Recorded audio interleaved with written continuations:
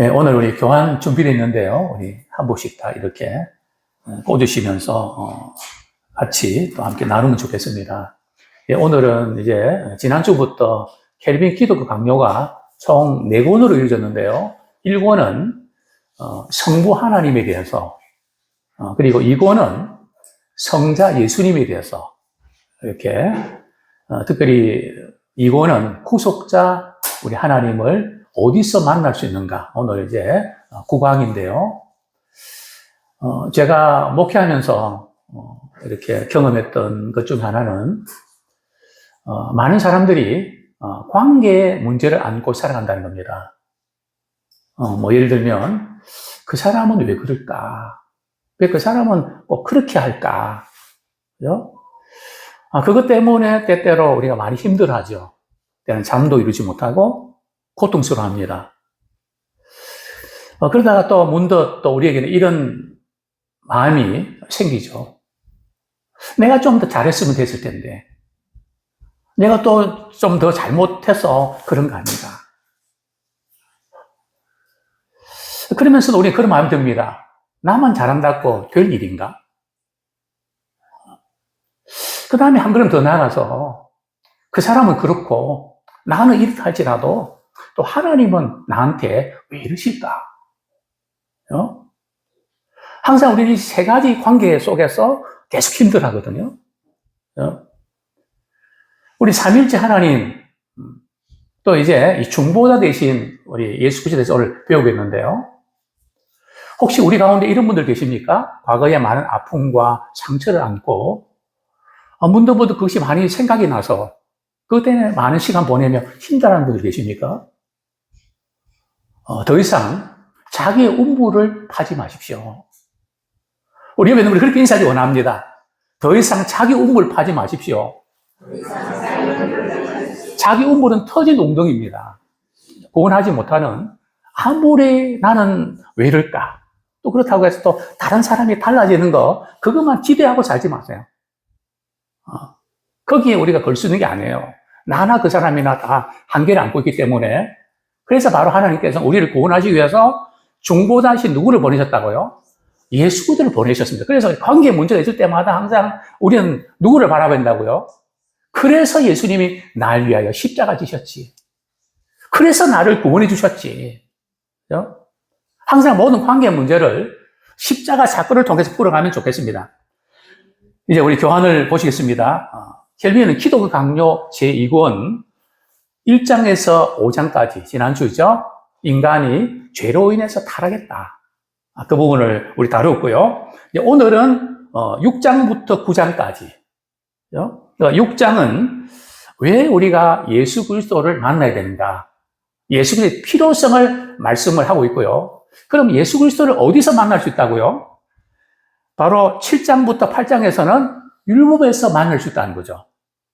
구약도 신약도 바로 거기서 우리 예수 그리스도를 만나게 된다는 거죠. 그리고 또다시 9장에서는 말이죠. 복음 안에 계시된 그리스도에 대해서 오늘 함께 도전받았으면 좋겠습니다. 전적으로 타락한 인간이 아무리 노력하고 애를 쓴다고 스스로 구원할 수 있을까요? 구원받을 수 있을까요? 어려운 게 아니라 불가능합니다. 그래서 우리가 아무리 우리 자신을 분석하고 이렇게 해도 될 게 아니라는 거죠. 외부로부터 와야지 우리 내부에서 생산되거나 또 다른 분을 통해서 우리가 주어진 게 아니라는 거죠. 늘 그 한계를 우리가 인정하며 살아야 됩니다. 타락한 인간이 구원받기 위해서는 누구를 만나야 된다고요? 중보자이신 예수 그리스도를 만나야 됩니다. 우리 파란색 우리 성경 본문 요한복음 1장 12절 우리 같이 읽겠습니다. 시작. 영접하는 자 곧 그 이름을 믿는 자들에게는 하나님의 자녀가 되는 권세를 주셨으니. 자, 예수님을 그냥 아는 정도가 아니고요. 단순히 믿는 자 정도가 아니고요. 예수 그리스도를 어떻게 된다고요? 영접한다. 이 영접한다는 뜻이 뭔지 아십니까? VVIP로 이렇게 모셔야 된다는 거죠. 요즘 뭐 홈플러스도 그렇고 다른 데 가면 뭐 이렇게 포인트 이렇게 많아지면 VIP 고객에 대해서 할인도 해주고 그러더라고요. 또 심지어 어떤 경우들은 얼마치 더 사면 앞으로 VVIP도 된다고, 이만큼 채우시면, 그죠? 이 영접한다는 것은 내 인생에 있어서 최고의 분으로, 그죠? 다른 누구의 말보다 예수님이 말씀하시면 이해하고 우리가 반응을 나타내는 정말 예수님을 영접하는 자가 되기를 소원합니다. 우리 하나님은 타락한 인간을 버리지 아니하시고요. 독생자 예수 그리스도를 우리에게 보내주셔서 우리를 죄에서 구원해 주셨습니다. 하나님과 죄인들과 하나님 사이에 중보자이신 예수를 보내주셨다는 거죠. 이 중보자가 너무 중요합니다. 그래서 우리는 항상 중보자 대신 예수를 통해서 기도하고 또 예수의 십자가 사건을 통해서 회복이 되는 그런 은혜가 있기를 원합니다. 근데 중보자 예수님만 믿어야 꼭 구원받는 건가요? 다른 종교에는 구원이 없는가요? 그래서 많은 분들이 기독교는 예수님만 믿어야만 구원받는다는 독선적이다. 이렇게 비난을 많이 하는데요. 이게 바로 종교 다원주의자들이죠. 그들은 이렇게 말합니다. 산으로 올라가는 길이 여러 길이 있는데 위에 정상에 올라가면 어떻게 된다고요? 다 만난다는 거죠. 그러니까 예수님만 믿어서 구원받는 게 아니고 어떤 종교도 믿고 착한 행동하고 좋은 일 하면 구원받는다. 과연 그럴까요? 말은 그럴싸해 보는데 결코 그렇지 않습니다. 왜요? 우리 성경적인 기준이 분명하죠? 우리 다른 이로서는 같이 읽겠습니다. 사도행전 4장 12절 시작. 다른 이로서는 구원을 얻을 수 없나니 천하 인간이 구원을 얻을 만한 다른 이름을 우리에게 주신 일이 없습니다. 다른 이름을 주셨다고요? 다른 이름을 주시지 않았다는 거죠. 오직 예수 그분을 믿어야만 구원받는다고 분명히 말씀하셨죠. 또 예수님께서 친히 말씀하셨죠. 요한복음 10장 9절, 14장 6절 같이 읽겠습니다. 시작. 내가 문이니 누구든지 나로 말미암아 들어가면 구원을 받고 또는 들어가며 나가며 꼴을 얻으리라. 내가 곧 길이요 진리요 생명이니 나로 말미암지 않고는 아버지께로 올 자가 없느니라. 하나님 아버지께로 우리가 가야 되는데 그 길은 말이죠. 누구를 통해서만요? 예수 그리스도를 통해서만 갈 수 있다는 거죠. 한 번은 우리 김성경 집사님이 회사에 말이죠. 노트북 자료들이 다 들어있는데 아이디는 아는데 비밀번호를 잃어버린 겁니다. 이 비밀번호를 찾으려고 그러면 노르웨이 본사까지 가서 노트북을 바꿔야 되고 보통 일이 아니거든요. 다른 데 찾을 수 없습니다. 어떻게 찾았을까요? 저랑 우리 김정은 집사님 합작을 해갖고 드디어 비밀번호를 찾았습니다. 그때 얼마나 좋아하는지. 그죠? 우리가 구원 얻을 수 있고 청구할 수 있는 비결이 오직 누구를 통해서 알 수 있다고요? 예수 그리스도를 통해서만 알 수 있다는 거죠. 또 비밀번호는 말이죠. 5번만 오래되면은 은행 가야 되더라고요. 어떻게 찾습니까? 비밀번호도 그런데 영생에 대한 선물은 없는데 아무나 믿어서 간다고요? 아니죠. 오직 예수 그분을 믿어야만 하나님 아버지께로 갈 수 있다고 성경은 분명히 말씀하고 있습니다. 자, 분홍색 글씨 제가 읽어드립니다. 하나님은 우리에게 그리스도께서 구속자가 되신다는 것을 처음에는 율법으로 나중에는 복음으로 알려주셨습니다. 구약에서는 율법으로, 신약에서는 복음을 알려주셨습니다. 구약 성경의 율법과 신약 성경의 복음을 통해 중보자이며 구속자이신 예수 그리스도를 만날 수 있습니다. 처음으로 다루고 싶은 것은 율법도 은혜라는 거죠. 어떤 분들은 율법은 은혜가 아니고 율법은 죄를 지적하고 그래서 율법은 참 무겁고 불필요한 것을 생각하는 게 아닙니다. 율법에 은혜가 있다는 사실을 우리가 아셨으면 좋겠습니다. 켈빈은 구약 성경의 율법이 보여주고 가르치는 분이 누구라고요? 바로 예수 그리스도를 가르치고 있다는 거죠. 구약 성경의 제사의식, 죄를 지으면 짐승의 피를 흘려서 말이죠. 그 모든 제사의식이 누구에 대한 예표라고요? 예수 그리스도의 십자가 사건의 예표죠. 우리를 구원하시는 그 사건들이 예표라는 거죠. 그래서 율법은 그리스도를 가리키는 그림자와 상징이다. 율법은 저주가 아니라 인간의 구원을 위해 하나님이 주신 은혜의 선물입니다. 이 부분을 우리가 놓치면 안 됩니다. 율법의 내용은 예수 그리스도시요 구원에 대한 약속입니다. 우리 이사야 55장 3절 4절 우리 같이 읽겠습니다. 시작. 내가 너희를 위하여 영원한 언약을 맺으리니 곧 다윗에게 허락한 확실한 은혜이니라. 보라, 내가 그를 만민에게 증인으로 세웠고. 여기 보면 다윗과 더불어 세운 영원한 언약은 곧 장차 오실 예수 그리스도 메시아가 오실 것을 말씀하고 있는 것이죠. 그래서 이 구약의 율법도 예수 그리스도를 가리키고 있는 것을 보게 되는데요. 예레미야 23장 5절 6절 시작. 보라, 때가 이르리니 내가 다윗에게 한 의로운 가지를 일으킬 것이라. 그의 이름은 여호와 우리의 공이라 일컬음을 받으리라. 이 다윗의 구성 가운데 한 의로운 가지 누굴까요? 장차 오실 메시아고 예수 그분을 가리키죠. 그분을 통해서 인류를 구원하는 하나님 놀라운 계획들을 예언하셨던 거죠. 자, 그런데 우리 종교 계획자 하면 우리 루터를 떠올리는데요. 물론 시작하는 부분에서 의미가 있는데요. 루터와 켈빈은 율법의 의미와 성질에 대해서 견해를 조금 달리합니다. 어떻게 달리하는가 하면 루터는 말이죠. 구약의 율법은 정죄 기능이 있어서 죄를 지적하는 게 있지만 복음은 은혜이기 때문에 율법과 복음을 대립관계에 둡니다. 율법은 나쁜 거고 복음은 좋은 거고 굿뉴스고. 율법은 그냥 죄를 폭로하는 그런 검사. 그래서 이 루터 같은 경우는 율법을 말이죠.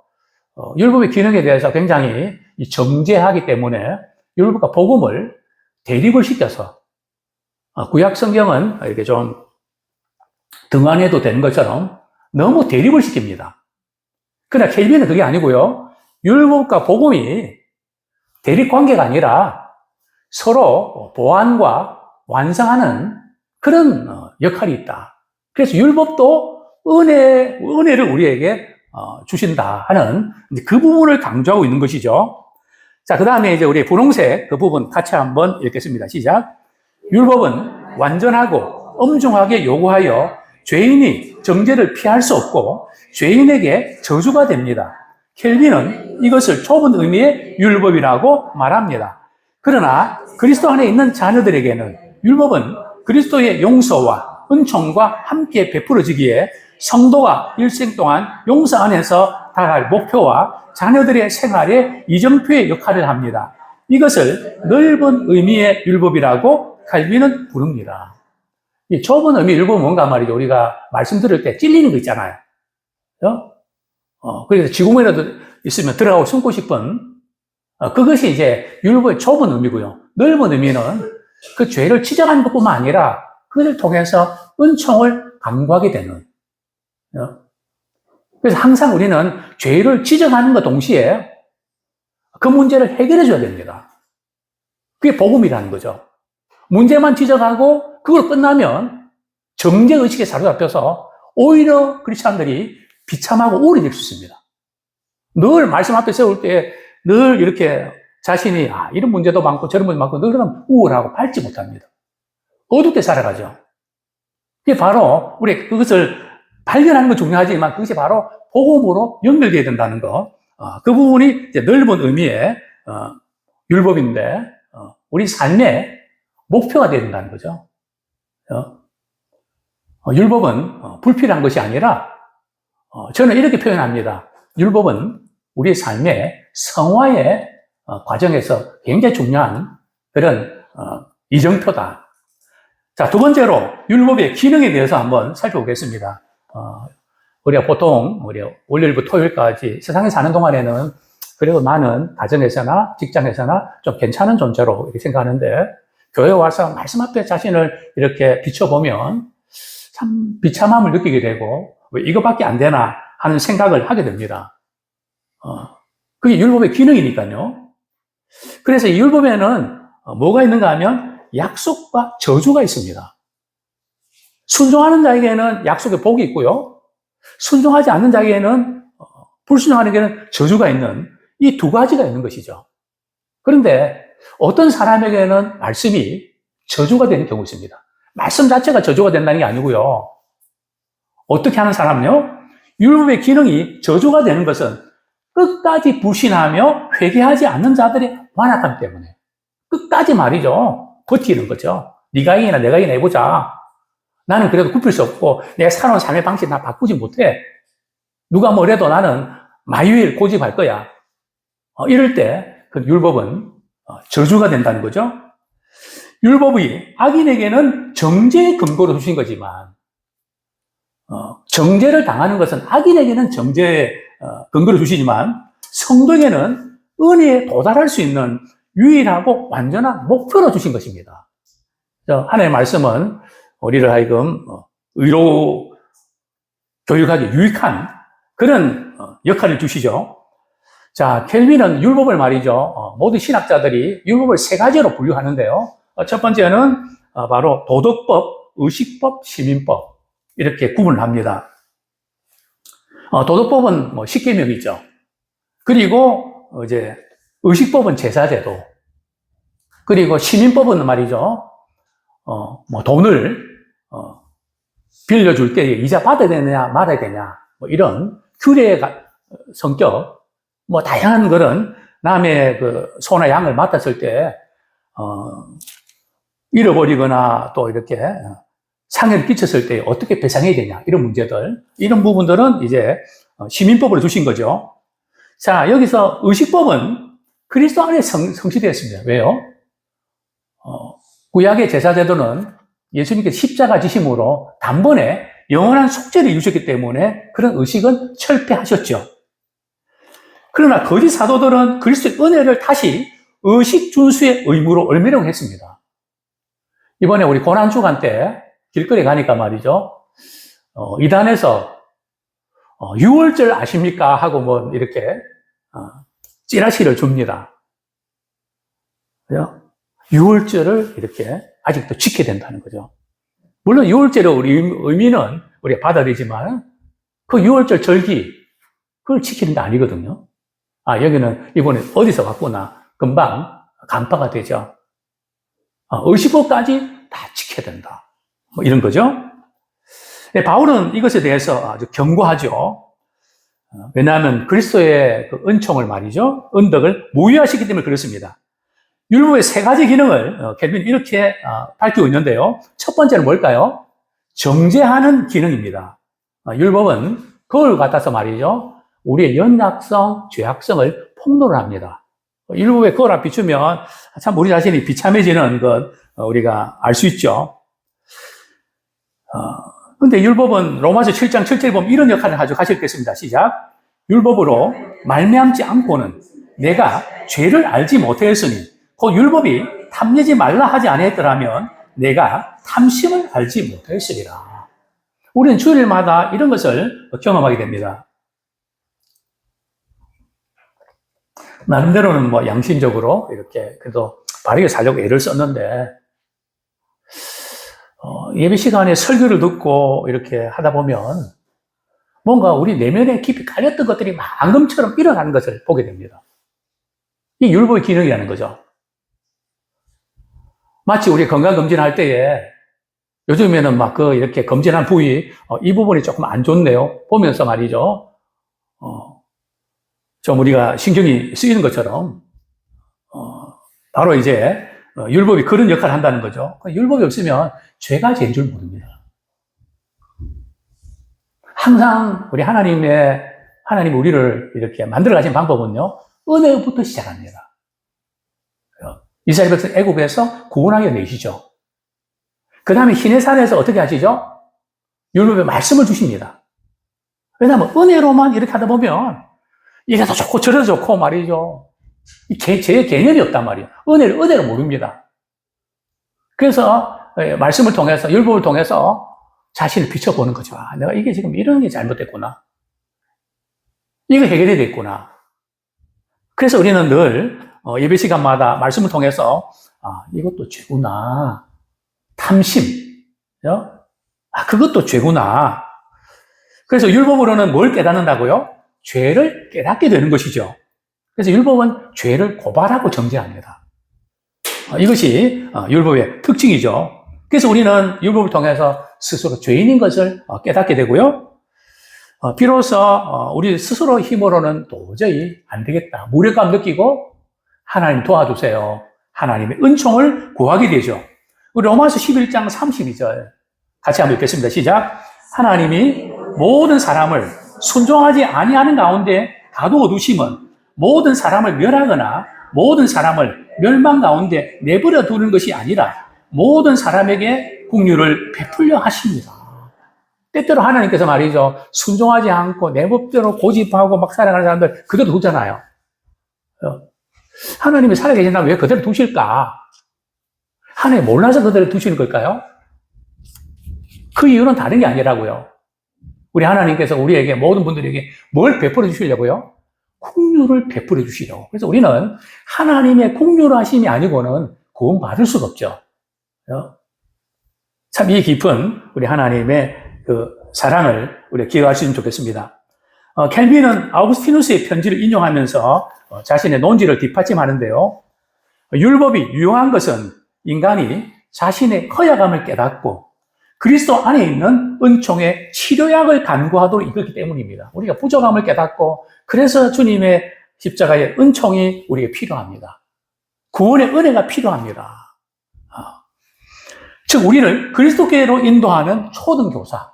옛날에 성경은 몽학선생. 그래서 율법은 이제 긍정적인 역할을 하는 거죠. 자, 둘째는 뭡니까? 율법은 무슨 기능이 있다고요? 억제하는 기능이 있습니다. 바로 교회 생활하지만 아마 두 부류가 있을 겁니다. 어떤 분은 하나님의 사랑에 감격해서 그 사랑 때문에 이끌려서 봉사하고 섬기는 분이 있는가 하면 어떤 분은 말이죠. 그렇게 안 하면 마음은 하기 싫은데 체면도 있고요. 직분도 있고요. 또 그냥 그렇게 안 하면 피곤해지니까 가는 그런 분 있잖아요. 예배에 빠져서 전화하면 다음 주는 꼭 갈게요. 그래서 이번 주 오셔서 참 좋습니다. 그러면 그냥 여러 사람 귀찮게 하는 것 같아서 제가 왔습니다. 그냥 억지로라도 말이죠. 안 그러면 더 피곤하니까. 그렇게 억제하는 기능이 있다는 거죠. 무서워서. 싫지만 마음이 꺼림직해서 그냥 그렇게 하는. 근데 문제는 말이죠. 마음이 없는데 그냥 마지못해서 그냥 그렇게 안 하면 안 될 것 같아서 하는 사람들은 어떤 문제가 있는가 하면 언젠가는 뻥 터진다는 거죠. 폭발한다는 거죠. 환경이 비슷해지고 뭔가 이렇게 문제가 생기면 조금만 이렇게 그대로 두면 그냥 폭발한다는 거죠. 이런 유형은 말이죠. 억제를 받으면 받을수록 정욕의 불길이 타오릅니다. 안 해야지 하고 싶은데 더 하고 싶은 마음이 말이죠. 크기 때문에 자꾸 무너집니다. 율법에 무슨 위험만 없다면 그들은 무슨 일이든 저지르고 죄악을 향해 돌진할 준비가 됐습니다. 다만 억제될 뿐이지 참고 있을 뿐이지 조금만 누가 건드리면 폭발하게 된다는 거죠. 그러나 율법은 형벌에 대한 두려움을 심어줘서 불의한 행동을 억제하는 역할을 합니다. 그렇죠? 제가 이제 교회에 오면서도 이제 한 3주 전부터 이제 톨게이트 안 되는 쪽을 이렇게 골라서 가거든요. 그러면 카메라가 많이 있습니다. 그럼 어떻게 합니까? 카메라 앞에서는 속도를 줄입니다. 왜요? 벌금무니까. 카메라 지나면요. 그래도 계속 그 속도로 가나요? 속도 붙입니다. 그죠? 왜요? 이 카메라가 있으면 억제하는 역할을 한단 말이죠. 그게 율법의 역할 중에 또 하나라는 거죠. 그래서 이런 어떤 것을 통해서 하나님께서는 공동체를 보호하고요. 사회의 질서를 유지하는 데 도움이 되죠. 율법은 성령으로 거듭나기 전에 사람들을 중생하여 참 경건에 이를 때까지 억제를 시키죠. 자원하고 기뻐마음을 하는 게 아니라 그냥 싫지만은 그냥 그렇게 흉내내는. 그러나 그거 자체도 우리가 무시하면 안 돼요. 그러다가 성령께서 역사하실 때 변화되거든요. 자, 세 번째 기능이 뭡니까? 신자들에게는 선행을 권고하고 촉구하는 기능입니다. 이것은 중생한 신자들에게만 적용되죠. 켈빈은 성령의 내적 역사와 율법이 함께 함으로 경건의 유익이 있다는 거죠. 성령의 역사심이 없으면은 율법이 침이 되고 중압감을 우리 갖게 되죠. 그래서 성령께서 역사하실 때 또 말씀에 순종하는 것도 가능해지죠. 켈빈은 율법의 이 두 가지 혜택, 그죠? 즉 은혜의 두 가지 측면을 말하고 있는데, 첫 번째는 율법은 중생한 자들이 열망하는 주님의 뜻을 매일 더욱 철저히 배우고 확신하고 이해하는 도구가 됩니다. 늘 이렇게 우리 말씀을 우리 읽고 또 배우고 그분의 뜻을 알고 이런데 굉장히 도움이 된다는 거죠. 자, 두 번째로 율법은 하나님의 뜻을 인식하도록 할 뿐 아니라 우리의 의지가 말이요 순종하는 길로 가게 됩니다. 하나님을 알면 또 우리가 믿게 되고 또 순종하게 되는 그런 것이 연결되는 것을 보게 됩니다. 성령께서는 성경을 통해 우리의 지성과 의지를 선한 길로 이끌어 주십니다. 저는 이런 도전을 들고 있었습니다. 일주일 내내 말이죠. 하루 동안 어떤 것을 많이 묵상을 하세요? 과거에 받았던 아픔, 슬펐던 일들 떠오르긴 하지만 그걸 묵상하지 마세요. 힘들었던 그 일들 묵상하지 마세요. 6월절 개념은 패스오버잖아요. 뛰어넘어야 돼요. 근데 이게 인간적으로 잘 안 돼요. 자꾸 생각이 나고 그 감정에 휘둘리고 패스해야 돼요. 그게 이제 바로 복음인데 말이죠. 그래서 우리가 다른 거 묵상하지 말고 이게 생각이 막 떠돌아다니고 막 그럴 때 말이죠. 성경 말씀 펼치고 소리내어 읽으십시오. 그리고 말씀을 묵상하세요. 우리 옆에 있는 분들이 그렇게 인사하기 원합니다. 이제는 쓸데없는 묵상하지 맙시다. 아무런 도움도 유익도 안 되는 힘들었던 그 부분들 아무리 묵상하며 해결이 있나요? 교훈으로는 삼지만 그거 되씹지 마세요. 패스하셔야 돼요. 율법이 육체적인 사람들에게는 채찍 또는 가시와 같습니다. 막 찌르죠. 막 부담스럽죠. 그러나 경건한 자들에게는 주의 말씀은 내 발의 등이요 내 길의 빛입니다. 내비게이션이 되는 거죠. 어두운 밤에 한 가닥의 빛이 되어서 우리의 가는 길을 인도해 주시죠.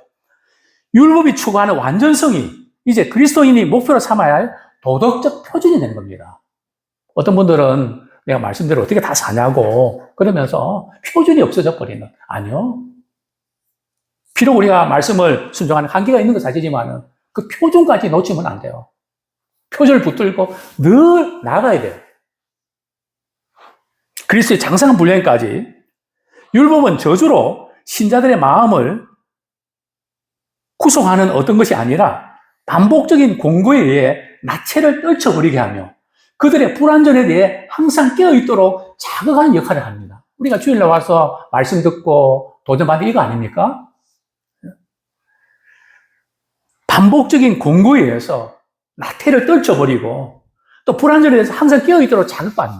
내가 이러면 안 되겠구나. 또 받고 그러면서 늘 우리 주님께로 가까이 나가는 우리 모두가 되기를 소원합니다.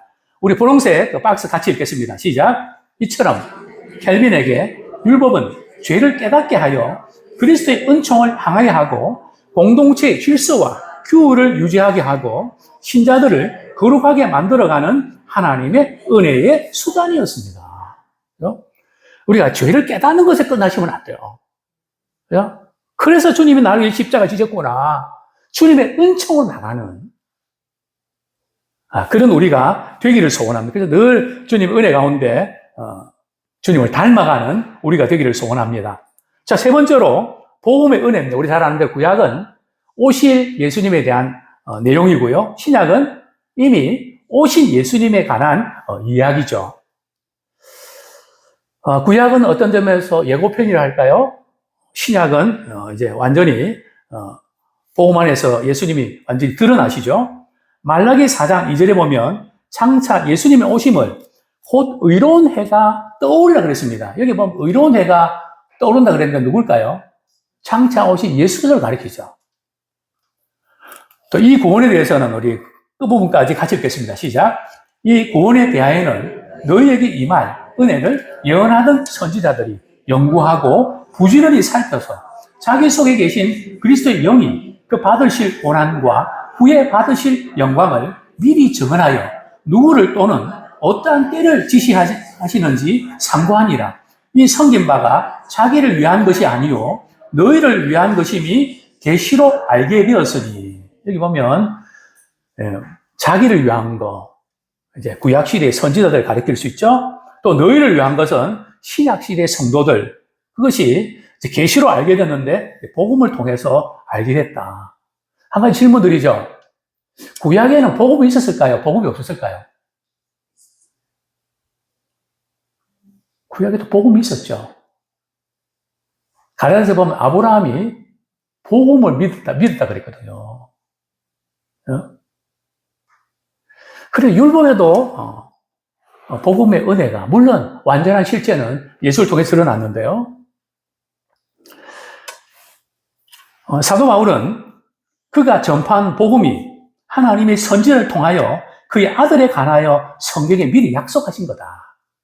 그죠? 구약 성경에서 예수 그리스도에 관해서 미리 약속하셨다는 거죠. 그는 복음이 가르치는 하나님의 의, 즉 믿음으로 말미암은 의에 대해서 율법과 선지자의 증거를 받은 것이다. 다를 바가 없다는 거죠. 어떤 분은 지금은 복음시대이기 때문에 율법은 더 이상 지킬 필요가 없다고 말합니다. 율법은 과연 폐지된 것일까요? 어떻습니까? 성경에 어딘가 보니까 율법은 이제는 폐지됐다 그런 것 같던데요. 성경에 그런 말씀이 분명히 있죠. 그럼 그건 뭡니까? 아마 좀 궁금증을 갖게 되는데요. 우리 히브리서 8장 13절 한번 같이 읽겠습니다. 시작. 새 언약이라 말씀하셨으며 첫 것은 날 가지게 하신 것이니 날 가지고 쇠하는 것은 없어져 가는 것이니라. 여기 첫 것은 뭘까요? 옛 언약이죠. 새 언약이 오면서 옛 언약은 날 가지고 이제는 서서히 사라진다는 거죠. 여기에서 옛 언약은 뭘 의미할까요? 율법 가운데 도덕법, 의식법, 시민법이 있는데 바로 의식법이죠. 폐지됐다고 하는 그 전후 문맥을 보면 말이죠. 바로 제사 문제를 다루면서 예수님이 오심으로 단번에 영원한 속죄를 이루셨다. 그것을 이제 분명하게 우리가 말씀하고 있는데요. 켈빈에 의하면 제사 의식들은 효과가 없어진 것이 아니라 그것의 사용이 폐지됐습니다. 제사를 통해서 죄사함 받는 효과가 없어진 게 아니고요. 그렇게 제사를 드릴 그런 필요가 없어진 거죠. 왜요? 예수님 십자가 사건을 통해서 단번에 속죄를 이루었기 때문에. 구약시대는 죄를 범하면 짐승의 피를 흘려서 죄를 사하는 의식을 행했지만 신약시대는 예수님 십자가 사건을 통해서 우리의 죄를 위해서 십자가의 지심으로 단번에 영원한 속죄를 있기 때문에 지금은 제사를 드릴 필요가 있을까요? 없을까요? 없지요. 에베소 2장 15절에 보면 법 조문으로 된 계명의 율법을 폐하셨다고 하셨습니다. 이것은 예수 그리스도로 말미암아 하나님과 우리의 관계가 회복되어서 새 사람이 된 것을 강조하고 있는 것이죠. 따라서 신자들에게 율법이 폐지됐다고 하는 것은 율법이 주는 저주의 효력이 폐기됐다는 것이지 계명 자체가 폐기된 것은 아닙니다. 율법은 완전하죠. 율법 자체와 권위가 폐지된 것이 아니라 죄로 인해 야기된 율법에 대한 노예 상태, 율법의 정죄, 그 저주 상태에서 우리는 자유함을 얻었다는 거죠.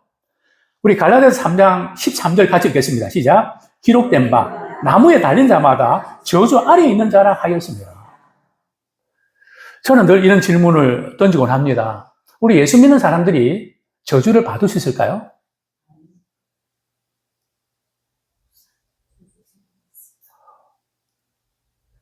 많은 분들이 이 말씀에 불순종하면 우리 저주받는다. 이 의미를 일반 사람들이 생각하는 저주 의미로 같이 생각합니다. 예수님께서 왜 십자가 지셨습니까? 율법은 그대로 안 하면 저주받게 되거든요. 그 저주를 누가 대신 받으셨습니까? 예수님이 대신 받으셨거든요. 우리 한 부분, 한 말씀 찾아보겠습니다. 우리 갈라디아서. 그래서 많은 분들이 이런 이야기를 많이 해요. 내가 뭘 잘못해서 이런 일이 생긴지 모르겠다고. 물론 그 말이 어느 정도는 맞지만 뭔가 좀 잘못되어 있는 부분을 발견해야 되는데요. 우리 갈라디아서 2장 13절, 14절 우리 같이 한번 읽겠습니다. 시작. 그리스도께서 우리를 위하여 갈라디아서 죄송합니다. 3장 13절, 14절 시작. 그리스도께서 우리를 위하여 저주를 받은 바 되사 율법의 저주에서 우리를 속량하셨으니 기록된 바 나무에 달린 자마다 저주 아래 있는 자라 하였습니다. 이는 그리스도 예수 안에서 아브라함의 복이 이방인에게 미치게 하고 또 우리로 하여금 믿음으로 말미암아 성령의 약속을 받게 하려 함이라. 율법의 저주가 뭘까요? 율법을 안 지키면 거기에 따라 형벌을 받는. 거기에서는 우리는 속량됐다는 겁니다. 누구를 통해서요? 예수 그리스도를 믿음을 통해서. 예수님이 십자가를 못 박으실 때 바로 그거 담당하셨단 말이죠. 그래서 우리 다른 사람이 좀 못마땅하고 내가 또 마음 안 들 때마다 우리는 그 인간 정말 구제불능이야. 나는 또 왜 이런지 모르겠어. 여기에서 맴돌시면 안 된다는 거죠. 우리는 그때 어떻게 된다고요? 한번 따라하시겠습니다. 그래서 예수님이 나를 위해서, 그 사람을 위해서 십자가에 못 박으셨지. 그것도 끝내버려야 되는 거예요. 그리고 넘어가야 돼요. 계속 연연해가 그 인간 왜 그래? 그 인간 왜 그런지 모르겠어. 그러면 율법의 저주의 상태에 머물러 있는 거죠. 우리는 항상 그런 생각을 하게 되어 있습니다. 예수님이 십자가 지신 것은 바로 율법의 저주에서 속량하기 위해서구나. 부모가 이게 뭐 이렇게 잘못해서 지금 자녀가 지금 이렇게 되구나. 물론 우리가 그 영향력이 있는 건 사실입니다. 그러나 우리 주님 십자가 지심으로 율법의 저주에서 우리를 속량해 주셨고요. 뿐만 아니라 그리스도 예수의 아브라함의 복이 이방인에게 우리에게 미쳤다는 거죠. 이거 꼭 붙잡으셔야 돼요. 다시 한번 옆에 있는 분 그렇게 인사를 원합니다. 당신에게서 이제 저주가 끝났습니다. 하나님의 축복이 임하실 것입니다. 그걸 붙잡으셔야 돼요. 이 망할 놈. 그러지 마세요. 나는 된다고 상대가 안 된다고 무시하거나 함부로 하시면 안 돼요. 하나님이 그걸 제일 싫어하시거든요. 그게 바로 바리새인 위선 아닙니까? 잘 될 수 있도록 도와주셔야죠. 그래서 할 수 있도록 이렇게 격려해 주셔야죠. 왜 이것 못해? 그래서 사수성감분들이 딜레마에 빠지는 게 나는 고생하고 이렇게 했는데 너는 왜 이렇게 이런 좋은 쪽을 해서 이렇게 안 하냐고. 내 생각하시면 안 된다는 거죠. 그래서 하나님께서 우리의 실패에 좌절 느끼면서 정말 이게 내 힘을 되는 게 아니구나. 주님의 은총이 필요하구나. 그러면서 믿음의 눈이 뜨여지는 것이죠. 그렇습니다. 예수님께서 말씀하셨죠. 마태복음 5장 17절, 5장 18절 같이 읽겠습니다. 시작.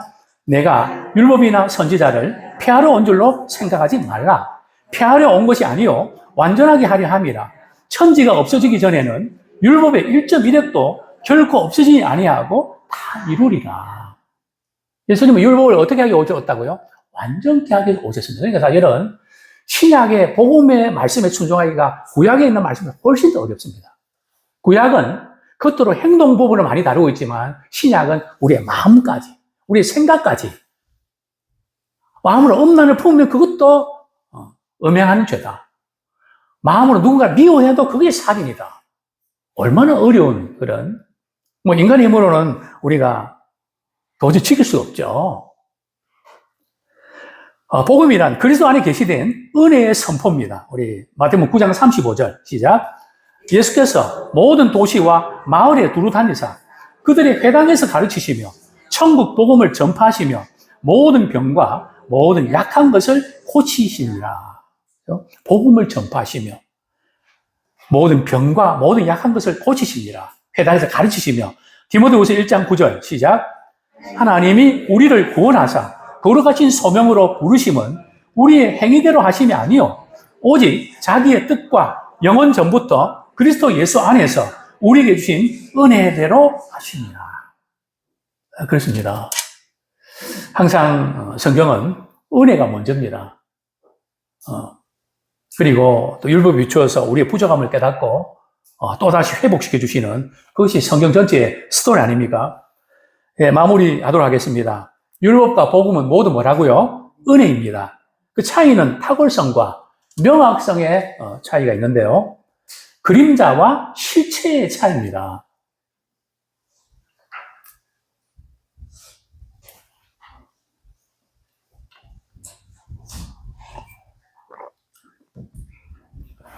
바울은 복음이 모든 믿는 자들에게 구원을 주시는 하나님의 능력이라고 선포한 후 이어서 복음이 율법과 선지자들에게 증거를 받은 것이라고 덧붙입니다. 복음이 곧 구약의 모든 율법과 선지자의 그 모든 것이 곧 나에 관한 것이다. 그죠? 내게 대해서 증거하고 있다고 말씀하셨죠. 신약의 복음은 구약의 예언과 예표가 성취되었고 그림자에 대한 실체로서 그리스도께서 오셨음을 의미합니다. 이 그림자와 실체, 이 차이점을 한번 생각해 보셨습니까? 그림자가 필요 없는 걸까요? 만약에 말이죠. 우리에게 그림자가 없다면 어떨 것 같아요?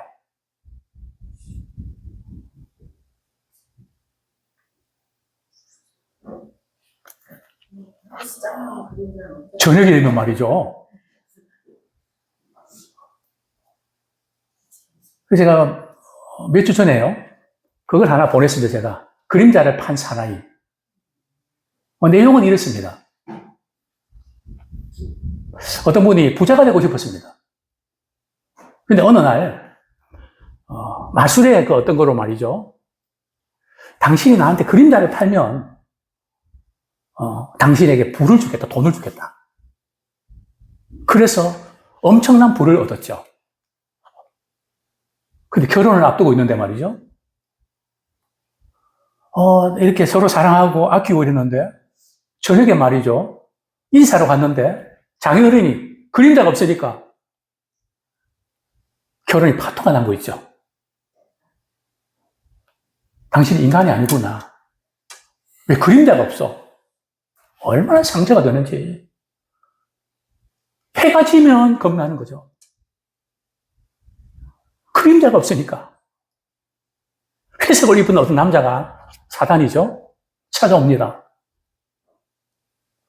내가 당신에게 그림자를 뺏어서 사서 돈을 줬지만 후회가 안 되냐고. 사랑하는 연인, 내가 다시 그림자를 살 수 없냐고.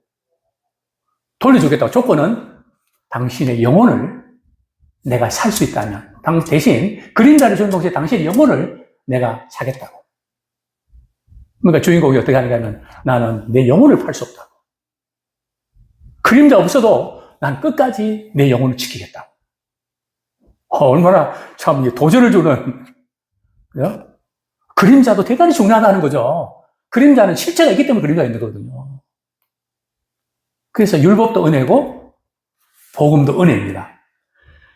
따라서 신약의 복음이 구약의 율법보다 탁월한 점은 그리스도 안에서 측량할 수 없는 은혜의 풍성함에 있습니다. 아무쪼록 우리 말씀을 통해서 주님이 주시는 은혜의 풍성함을 누리는 또 새로운 한 주가 되기를 축원합니다. 이제 말씀 붙잡고 우리 같이 한번 나와 또 다른 사람 변화되기를 바라는 그런 마음 때문에 우리가 얼마나 마음 상하고 힘듭니까? 우리 이제 중보자 대신 예수 그리스도를 바라보면서 예수를 통해서 이제는 그 부분에서 극복하고 구원받고 하나님의 풍성한 은혜를 체험하는 우리가 될 수 있도록 더 이상 율법의 저주에서 말이야 늘 맴돌고 그거 묵상하면서 힘들어하지 말고 복음만 해서 이제는 회복되고 하나님 나라를 위해서 주님을 닮아가는 그런 묵상할 수 있도록 말씀 묵상할 수 있도록 같이 한번 회개와 결단의 기도 드리겠습니다.